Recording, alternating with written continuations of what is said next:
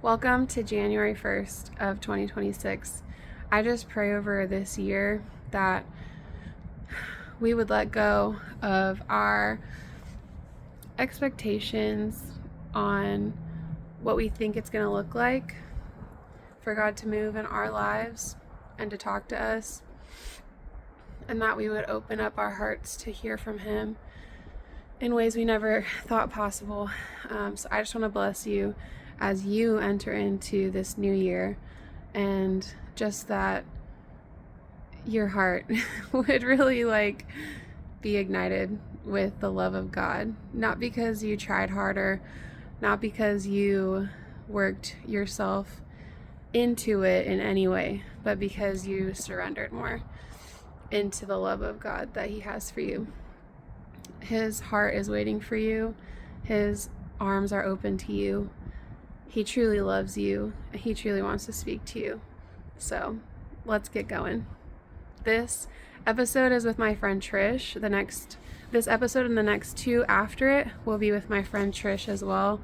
She is a dear, dear friend of mine, and if you want to learn about going deeper in hearing the voice of God, we're going to have some resources posted below and some links. My friend Trish has a Substack that she has just recently started releasing words of her encounters from heaven, and they are really, really cool to read and will help break off any of these boxes that you might have in your mind around what it's like to hear from God and to encounter Him.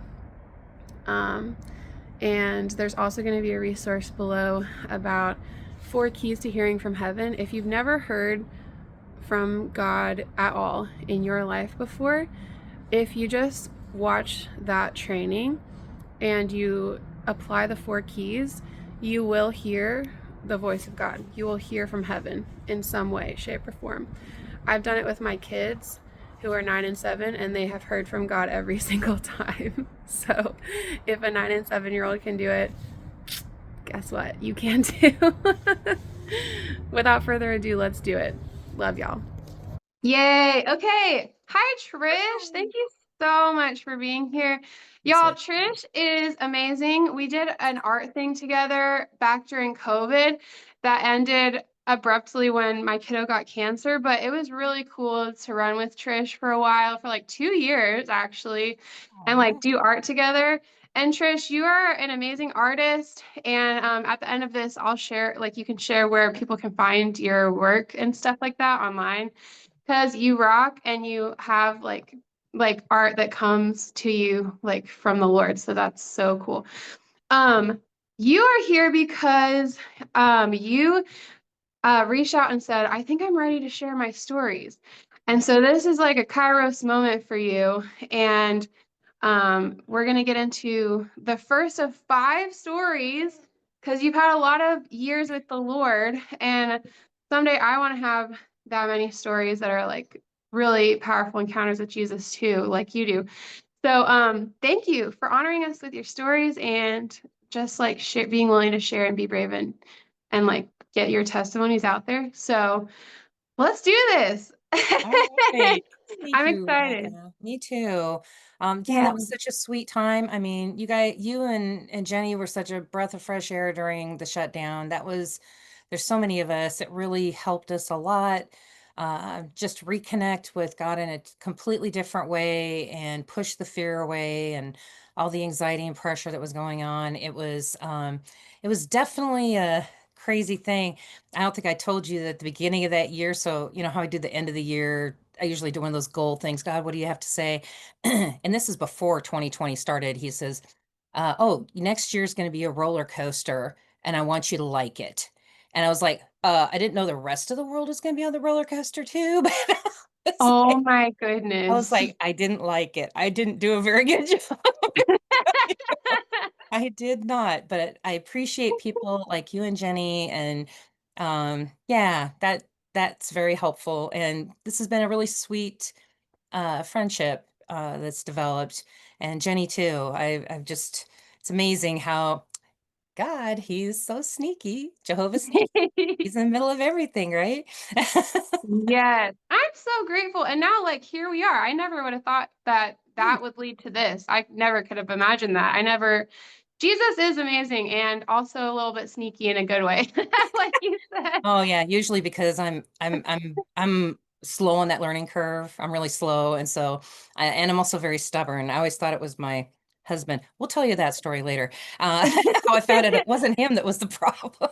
Love it. I've Yeah, had that that's realization for another too. day. Yeah. I told him recently that story. I said, I've been telling this story for almost 20 years, maybe longer. And he said, "Oh, no, I didn't hear that story before." I said, "Because you were right. That's why, probably because you weren't the one in the wrong was." Oh, that's hilarious. Oh my Oh, goodness. Speaking of your husband, he was yes. in the car with you for this first encounter, right? Yes. I was just gonna Amazing. say, yes, speaking of Bob. So I met my husband when I was 17, followed him to Arizona when he was getting out of the Navy. And so this story, uh, we are not even married. We were living in sin. Just gonna tell you. We lived together for about a year and a half. And his brother, who had I think he was sleeping on our couch at the time. He was working, but he was, you know how it is, all adults, no kids. Yeah. And we had this little Pinto wagon, and we had left. Anybody who's in the valley in Arizona, you know what I'm talking about. We were headed west on the 60. We got off to this is crazy. I'm trying to remember now. I don't even think Fiesta Mall is a big deal or whatever, but I think it was the theater behind it. I can never remember the name of it anymore. One of those smaller ones, one of those. Anyways, in that area, we got off to go to a movie.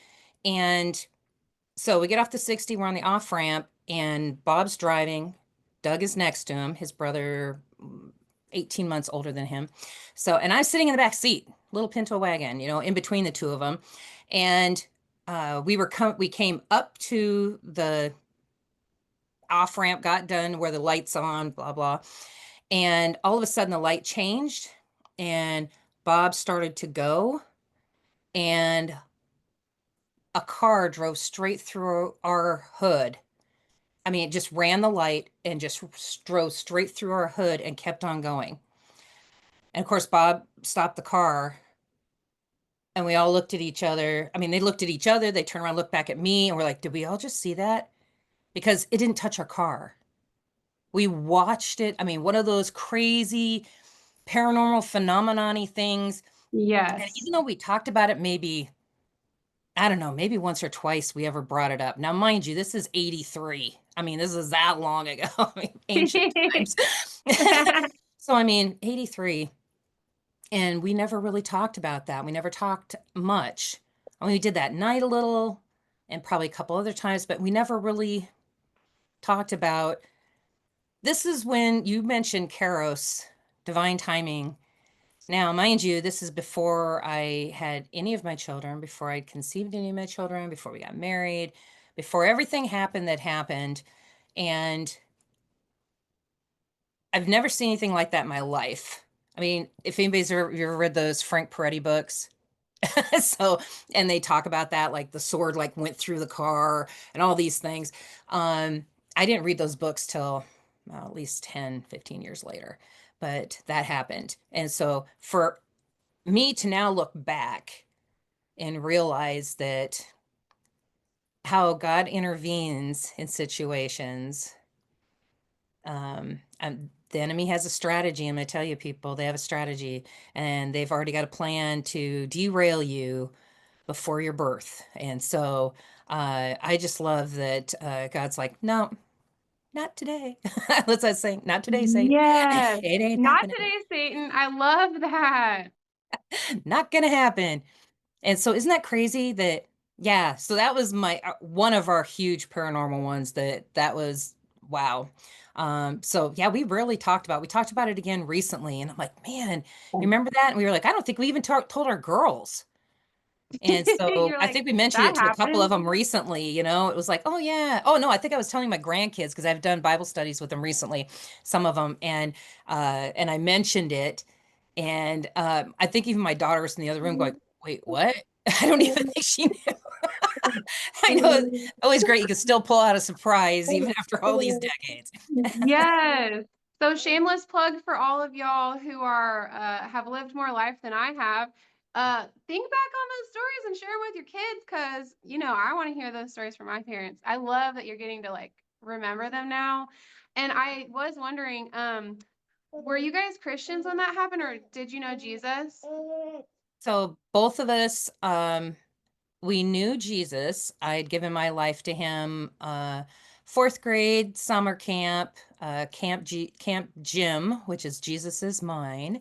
And yes, I remember went forward at the invitation. My camp counselor sat down and talked with me, and I gave my testimony at the bonfire, the whole thing.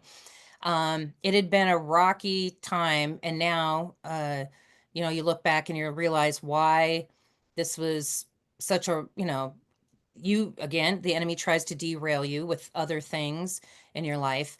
But my husband also, he had been baptized, I think he was in junior high.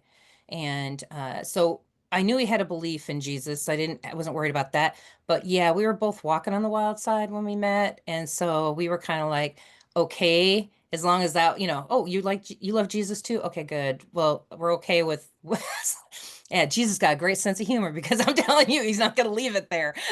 It's like, you don't get to stop there. But yes, yes, yes. And so, no, we weren't going to church. I mean, we weren't like criminals or anything. I mean, that's funny. Isn't that how you kind of justify yourself when you're not living the Yes. life you should? But yeah, but see, he knew. He knew we needed to have our four daughters. He knew, well, let's see, we're up to 12 grandkids. So I know, crazy, crazy how many there are. Thank you so much for sharing that, Trish. That is that everything you want to share about that story before we wrap it up? Yeah, I guess it's interesting that something could change your life so much in one split second, and maybe the fact that we escaped the damage that could have happened. Because I mean, Pintos, come on. I mean, we all would have been gone because that thing was coming through at least 80 miles an hour. And so the fact that we could have been gone at that moment and all the different things that could have changed because of it, I have to really think about that. That but his timing again. So I have to remember that too when I feel fearful or I'm not sure of what's happening, that God's the only one who gets to decide when I leave. Period. Sometimes we think we're taking it into our hands, but I just believe his divine intervention is what keeps me here until I'm done with whatever assignment he's given me. And I hadn't been a mama yet, so I guess that was an assignment I hadn't even started. So Wow. That's an incredible way to wrap it up. So for anyone listening, if you struggle with fear of like death, honestly, because that's something that a lot of people struggle with, and just having a hard time trusting Jesus in that area of your life, could you pray over them really quick to like just yeah. yeah, pray for that and just that Jesus would show them like what he showed you, that confidence Yes. that he's looking out for them? Definitely. So, Lord, I'm just going to ask that anyone who is struggling with all of that anxiety and fear right now, even death just seems to almost be breathing down our neck these days. And yet Jesus. And so I'm going to ask that you intervene in their lives right now, bringing to them the exact scripture that they need to know that you are in complete control. Remind them of times when you have been there and they forgot all about it. Or maybe stories were told them and they forgot all about it, of how they were rescued and how you saved them. Lord, I'm asking you for hope, and you are our hope. And that hope is never without, um, the right word escapes me. I feel like whoever's hearing this right now really needs to hear that hope is not just something that you're trying to grasp and it's like an air bubble that's just taken off and you can't find it. Um, it's not unfounded. He has promised us that we will never be alone. He will never leave us. He will never forsake us. And I love that every prayer that we bring to him goes into a bowl like incense and it burns before him in this fragrant smell. So he constantly remembers our prayers. He is our strong tower. Run to him. Seek him when you feel afraid, or if our adversary, the liar, tells us that death is at your door. Go to your strong tower. Run to him right now. Ask him to be your strength, and he will. Amen. Thank you for listening to the first episode of 2026 of the Ignited Hearts channel. We will be posting more consistently. And like I said, I will be coming out with 2 more interviews with my friend Trish next Thursday, and then the Thursday after that, they will be here. And we have a goal of reaching 50 subscribers before January 22nd so that we are able to go live on this channel, because we're not able to go live until we reach 50 subscribers. That's not our goal. That's just like the settings on YouTube. So we have a really powerful testimony that we want to share and release, and we feel like we are supposed to release it live. And so our goal is to have 50 subscribers before January 22nd. It's related to creativity. Trish is an artist, and I make music, and God has done a lot recently, the last couple months, between her and I, in how we have collaborated creatively and gotten to like release the atmosphere of heaven basically into a moment. And we want to share that and how it has impacted people.